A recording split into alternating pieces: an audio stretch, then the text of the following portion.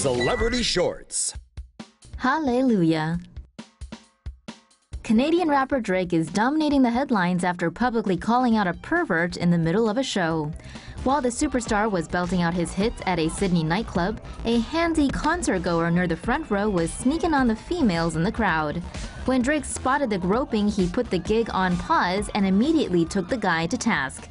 He warned the gropey fan to stop touching women and threatened to personally go over and mess him up if he didn't. Security eventually kicked the perp out. Thank God. The internet has since given Drake a collective standing ovation and cannot seem to stop singing the singer's praises, and rightly so. With all the perverts coming out of the showbiz woodwork lately, it's nice to see at least one star still has his female fans' back. Hands off. Justin Bieber makes headlines with his new hit. A believer came away with something more memorable than an autograph after chasing down his idol in Barcelona. Justin himself delivered a knuckle sandwich to the overeager fan, who just couldn't keep his hands to himself. The Biebs had just arrived at his concert venue Tuesday night when his car was swarmed by adoring fans. You know, the usual. Since the window was down, one guy took the opportunity to show his love. And well, Bieber did not approve. Lest we forget, the pop star was trained to box by Mayweather himself, and now we know what for. Biebs clocked the guy in the mouth hard enough to make him bleed, shocking him to no end. What, you were expecting a fist bump for groping? The unnamed male fan was apparently a minor, though no word yet on whether he's filing charges for the fist to the face. Woman claims she was groped inside a virtual reality game.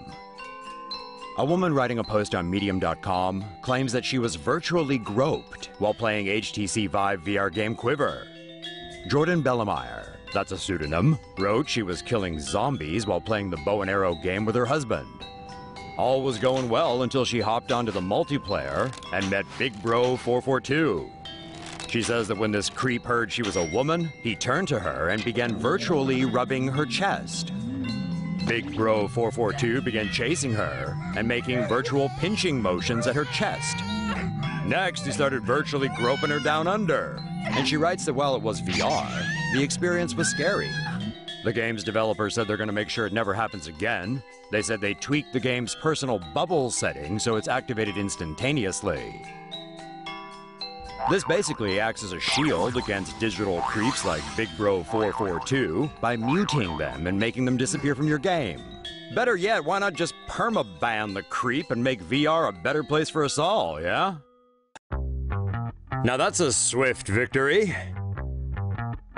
It may have been a long time coming, but pop star Taylor Swift has finally been vindicated in her pursuit of justice against a handsy radio DJ. On Monday, Swift won the countersuit she filed against David Mueller for assault and battery. She requested a $1 award in damages, a symbolic amount, with Swift saying the money was unimportant, but the win was for every woman who'd ever been through a similar ordeal. A controversial photograph was the smoking gun in the 6-day-long trial, used by both sides to support their allegations. The alleged groping occurred at a meet and greet in Denver back in June 2013, in which Mueller claimed he merely touched the singer's arms and ribs while jostling for a photo op. Swift called BS on that, saying the DJ grabbed her bare behind. Her former bodyguard backed her claims by testifying he saw Mueller with his hand under her skirt. The pop star carried on with the event but was visibly upset when she told her mother what happened a short while later. Her management told the bosses at radio station KYGO about the groping, and Mueller got sacked 2 days later. The ex-radio host sued Swift, her mother, and her radio promotions manager in 2015, accusing them of using their influence to get him fired, but his lawsuit got thrown out. In a statement, Swift said she hopes the voices of other sexual assault victims will also be heard, and she vowed to make donations to organizations helping such victims defend themselves. Keep your hands to yourself.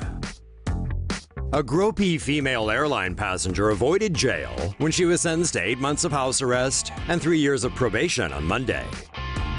27-year-old Heidi McKinney from Oregon admitted to feeling up a 19-year-old woman on an Alaska Airlines flight from Las Vegas to Portland in May last year. McKinney, who was drunk at the time, was returning from a trip to Sin City with her sister-in-law when she made unwanted physical advances on the victim. The victim testified McKinney smuggled alcohol aboard the flight.